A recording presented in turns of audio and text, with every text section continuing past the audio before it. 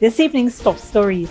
A court has dealt a major blow to two prominent businessmen in a high-stakes legal battle over a cambio license. We'll have the details on why the High Court upheld the Bank of Ghana's decision. Plus, a sophisticated online extortion scheme is targeting Ghana's business community. Police are warning of criminals posing as journalists, demanding money or face exposure. We'll tell you how to protect yourself. On a more positive note, over 400 women entrepreneurs are gathering right here in Georgetown for a celebration of female business leadership. It's the biggest women's expo yet, and we'll show you what's on display. Meanwhile, Georgetown property owners are getting their marching orders. The City Council is cracking down on illegal structures cluttering our streets. Deadline, 1 month. Finally, on the international front, President Trump is making bold claims about Iran, vowing unprecedented action. We have the latest on the escalating tensions. All these stories and more coming up right here. Stay with us.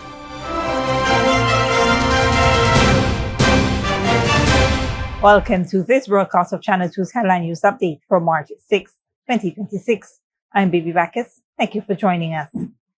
First up, the High Court has dismissed an application filed by businessman Nazar Mohammed and opposition leader Azruddin Mohammed seeking to have their cambio license reinstated, upholding the Bank of Ghana's decision to revoke the permit. In her ruling on Thursday, Justice Demone Young found that the central bank acted lawfully when it cancelled the license for credential cambio after the two businessmen were placed on the sanctioned list of the U.S. Department of Treasury Office of Foreign Assets Control in June of 2026 over allegations of fraud, money laundering, and gold smuggling. The Mohammeds had filed a fixed date application asking the court to declare revocation unlawful, arguing they were denied an opportunity to be heard and that the decision relied solely on a foreign sanction without due process. However, the court found that the Bank of Ghana was empowered under the Dealers in Foreign Currency Act to revoke the license after determining that the applicants were no longer fit and proper to operate a cambio business. Justice Young also ruled that the business people had, in fact, been given an opportunity to attend a hearing before the revocation, but failed to do so, despite acknowledging the invitation via email. Additionally, the court noted that the application for judicial review was filed 1 year after the license was revoked, constituting undue delay. As a result, the court dismissed the application and ordered the Mohammeds to pay $250,000 in costs to the Bank of Ghana by April 10, 2026. Moving on, more than 400 women-owned businesses from across Guyana are gathering today at the Arthur Chang Conference Center for the 6th edition of the We Lift Women's Expo, which officially opens under the theme Let Her Bloom. The 3-day exhibition, running from March 6 to March 8, is organized by the Ministry of Human Services and Social Security and aims to celebrate women's entrepreneurship while providing a platform for female business owners to showcase products, expand markets, and build partnerships. This year's event marks significant growth since the Expo's inaugural staging in 2021, when just 75 women participated. The 2026 edition features enterprises spanning beauty and cosmetics, fashion, handmade crafts, candles and soaps, agro-processing, food and beverages, as well as women operating in non-traditional sectors, such as construction and transportation. The exhibition is also linked to ongoing support programs offered through the Ghana Women's Leadership Institute and the Women's Innovation and Investment Network WIN, which help women develop and scale their businesses. Organizers say the event presents new opportunities for local entrepreneurs, particularly with several international delegates still in Ghana following the recent Ghana Energy Conference and Supply Chain Expo. Activities began this afternoon with a conference focused on women's empowerment and leadership across sectors, including the oil and gas sector, and the official opening of the exhibition. The expo will continue throughout the weekend, with exhibitors welcoming patrons eager to support locally made products and women-led enterprises. In other news, the Mayor and City Council of Georgetown have issued a public notice giving property owners, vendors, and residents 1 month to remove unauthorized encumbrances placed on municipal lands across the city In the notice issued on Thursday, the council warned that items placed on parapets, reserves, and road shoulders, sidewalks, and other public spaces without approval violate the city's municipal regulations. According to the council, unauthorized encumbrances, including construction materials such as sand and stone, placed on parapets or reserved, as well as unauthorized signs, billboards, and advertisements. The notice also cautioned against placing boulders, barriers, or other obstructions, as well as erecting stalls or structures on municipal lands without written permission. The City Council stated that the directive is in line with the city government bylaws and provisions under the Municipal and District Councils Act. Persons responsible for such encumbrances have been given 1 month from the date of the notice to remove them. Failure to comply could result in the council removing the items without further notice, and administrative costs will be charged to those responsible.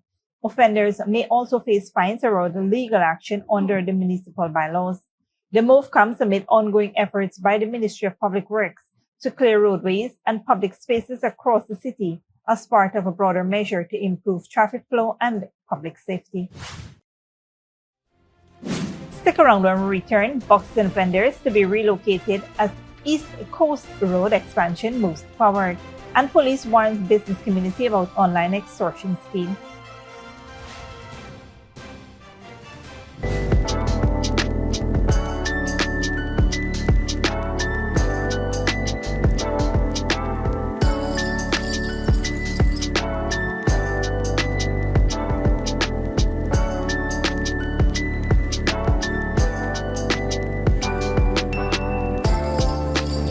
Good girl forget things.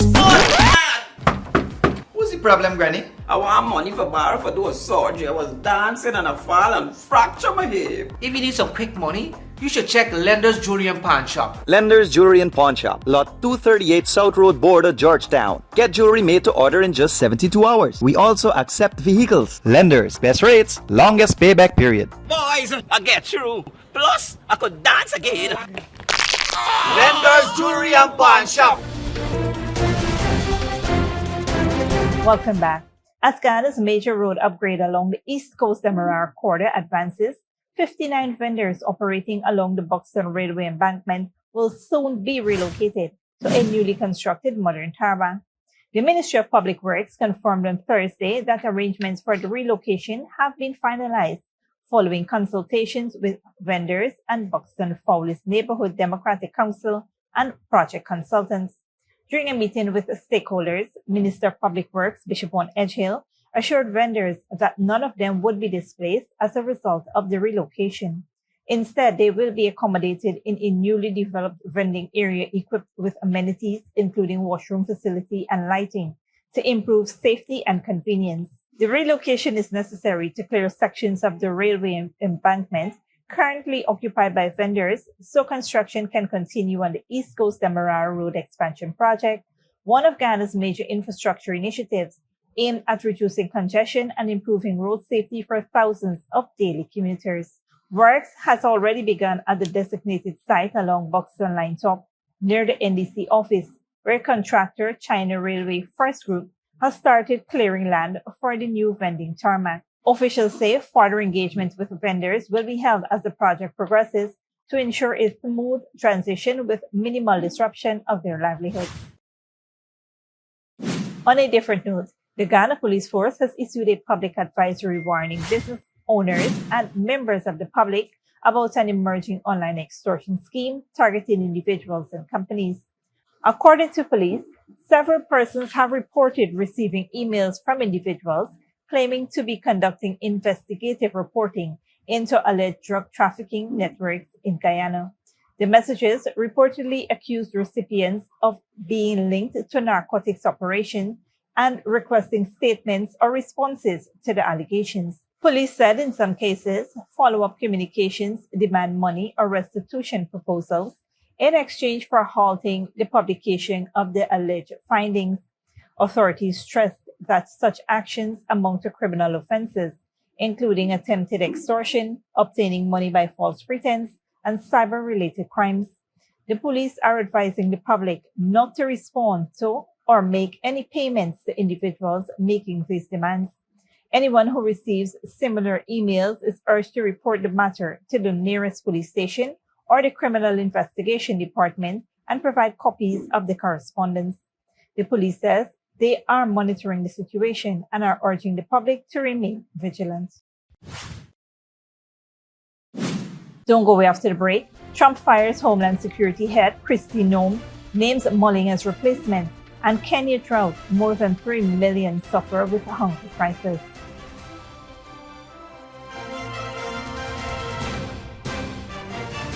Good girl forget things.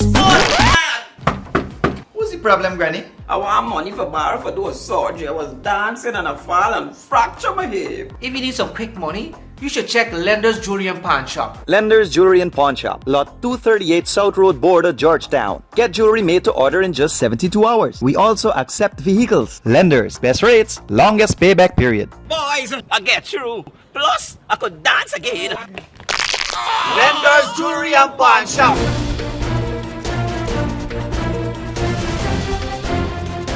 Welcome back. Now we take a look at what's happening in the region and around the world.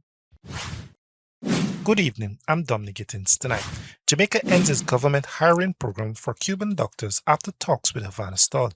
President Trump signaled tougher actions against Iran amidst the ousting of his Homeland Security Secretary. And drought pushes millions in Kenya into deeper hunger. We begin in Jamaica.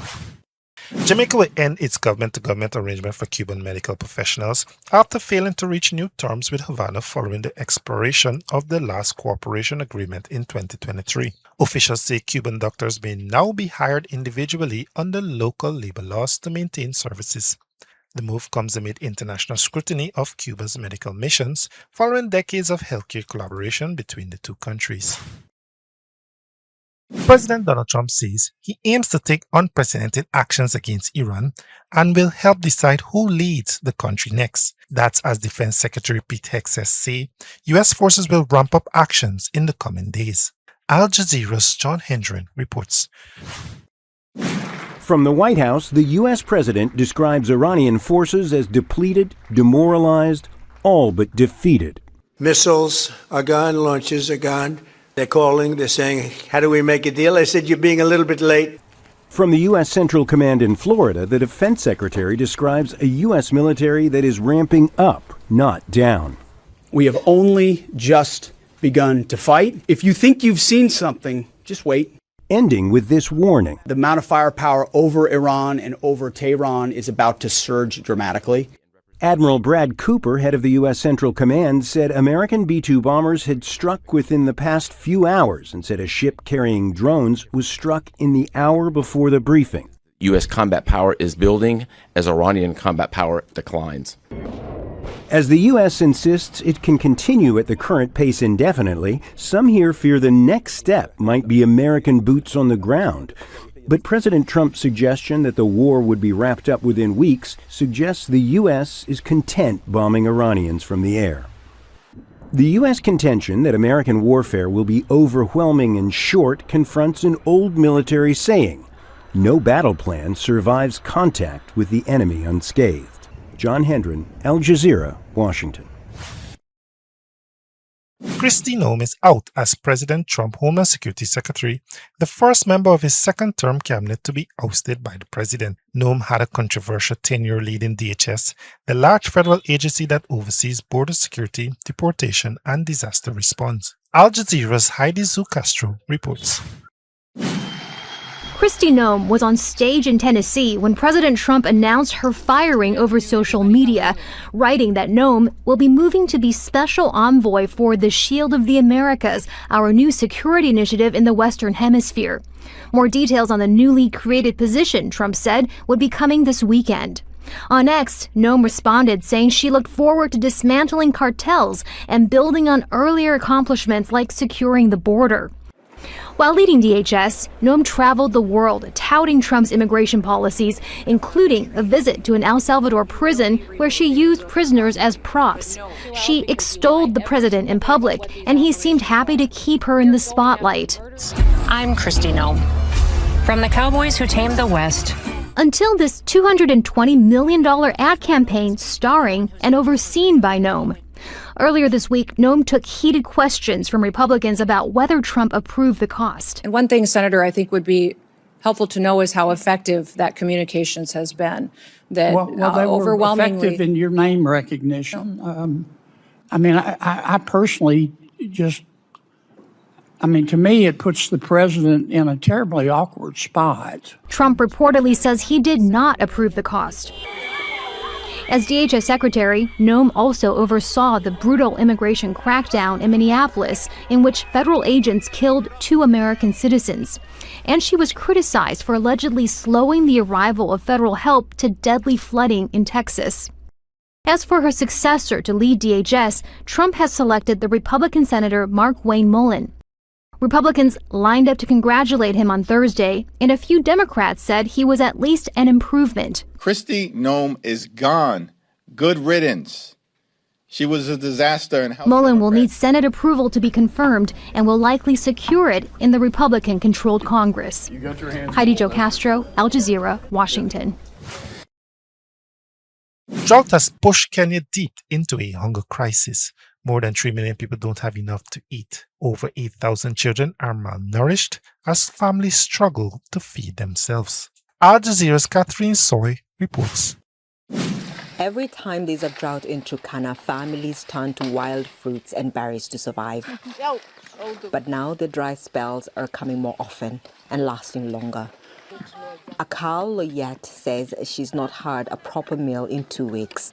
The fruit mixture keeps hunger away, but it carries almost no nutritional value. If it doesn't rain, trees and leaves dry up. There's no water. The clinics are too far. We have to walk far to get any help. Villages are slowly emptying. Male herders, usually the providers for their families, have moved to neighboring counties in search of pasture and water for their dying livestock. Only the elderly, women, young children, and the weakest animals remain in the homesteads. I try to look for food. Sometimes it's not there. If I can't find food, how do I survive? The government's disaster management teams and other aid agencies are distributing water and food, but supplies are stretched thin, and getting aid to those who need it most is near impossible in some areas. From one village to another village is almost 300 kilometers. Where you look at, we have pastoralists who are living inside the hills, getting water, getting food. It is very tough. People in this village are lucky to receive treatment from a mobile clinic. Some children show signs of being malnourished. Now they have gotten their food, but now they have to walk back home, sometimes kilometers away. And they say that this is not enough. They don't know the last time that they got this food, and they don't know when the aid workers are going to come back. So they say that they are worried that if they do not get help, things are just going to get worse. Neighboring countries like Somalia and Ethiopia are also facing drought and water shortages and high levels of malnutrition. It's rainy season in Kenya, but in places like Turkana, the clouds often pass without relief. Catherine Soy, Al Jazeera, Turkana, Northern Kenya. Thanks, Dominique. This brings us to the end of our regional and global news coverage. Up next is the Parade Event Profiles.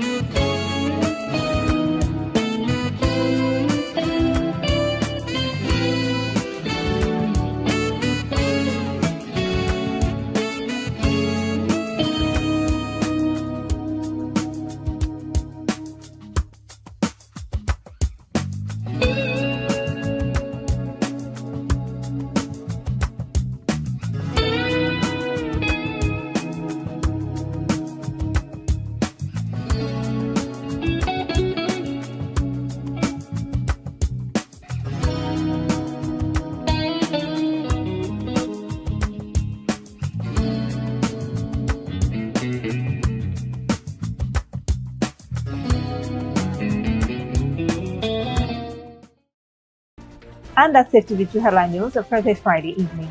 As we take our leave, we invite you to follow us on Facebook and YouTube. We will be off for the weekend, but you can tune in on Monday at 7 p.m. for more news. Until then, please take care of yourselves and each other and do have a wonderful weekend.